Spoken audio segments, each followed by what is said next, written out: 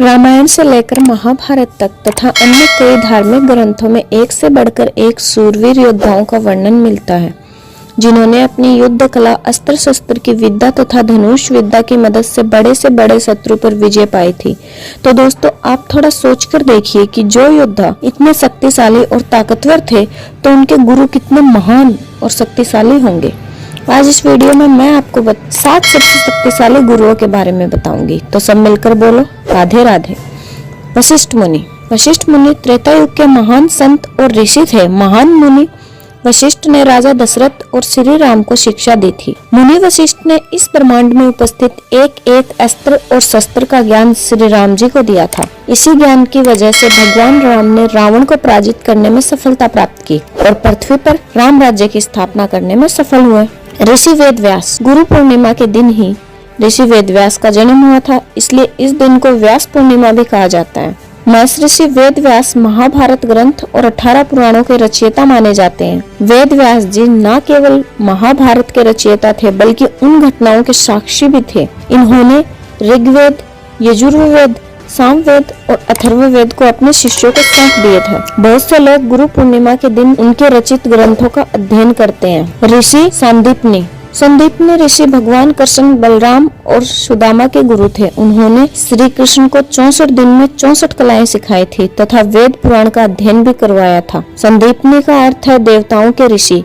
आज भी उज्जैन में उनका आश्रम मौजूद है। गुरु द्रोणाचार्य, महर्षि भारद्वाज के पुत्र द्रोणाचार्य को द्वापर युग के महान गुरुओं में माना जाता था। वे देव गुरु बृहस्पति के अंशावतार माने जाते हैं। उन्होंने कौरव और पांडव को अस्त्र शस्त्र चलाने की विद्या का ज्ञान दिया था। अर्जुन उनके सबसे महान सूरवीर शिष्यों में से एक थे और महाभारत युद्ध के दौरान गुरु द्रोणाचार्य को अर्जुन से ही वीरगति प्राप्त हुई थी। गुरु द्रोणाचार्य की मूर्ति बनाकर उस मूर्ति के समक्ष एकलव्य ने धनुष विद्या सीखी थी और द्रोणाचार्य ने एकलव्य का अंगूठा मांग लिया था। महर्षि विश्वामित्र का जन्म क्षत्रिय कुल में हुआ था, पर उन्होंने हजारों साल तक कठोर तपस्या करके ब्रह्म ऋषि की उपाधि प्राप्त की थी।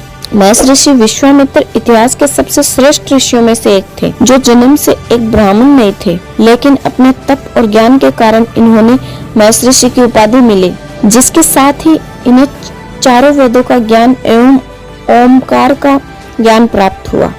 यह पहले ऋषि थे जिन्होंने गायत्री मंत्र को समझा। कहा जाता है ऐसे केवल 24 गुरु हैं जो गायत्री मंत्र को जानते थे। उन्हीं में से एक महर्षि विश्वामित्र थे। विश्वामित्र ने शस्त्रों का त्याग कर दिया था, इसलिए वे स्वयं राक्षसी ताड़का से युद्ध नहीं कर सकते थे। इसलिए उन्होंने अयोध्या से भगवान राम को जनकपुरी में लाकर ताड़का का वध करवाया और विश्वामित्र के कहने पर भगवान राम ने सीता के स्वयंवर में हिस्सा लिया। भगवान परशुराम को भगवान विष्णु का छठा अवतार माना जाता है। उनके गुरु स्वयं भगवान शिव थे। महादेव से ही उनको मोघ परशु प्राप्त हुआ था, इसलिए उनका नाम परशुराम पड़ गया था।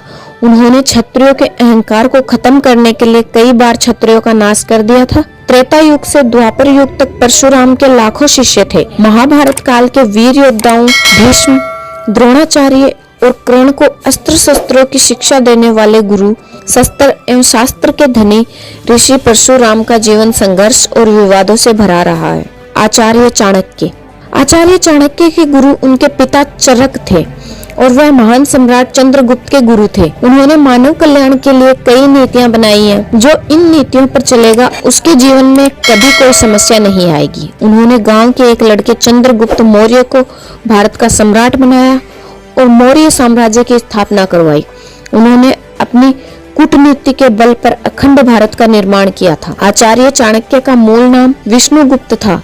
इन्हें कौटिल्य के नाम से भी जाना जाता था। तो दोस्तों, आपको कैसा लगा आज का वीडियो, कमेंट करके बताइए। वीडियो को लाइक, चैनल को सब्सक्राइब करना मत भूलना और वीडियो देखने के लिए आप सबका बहुत बहुत धन्यवाद।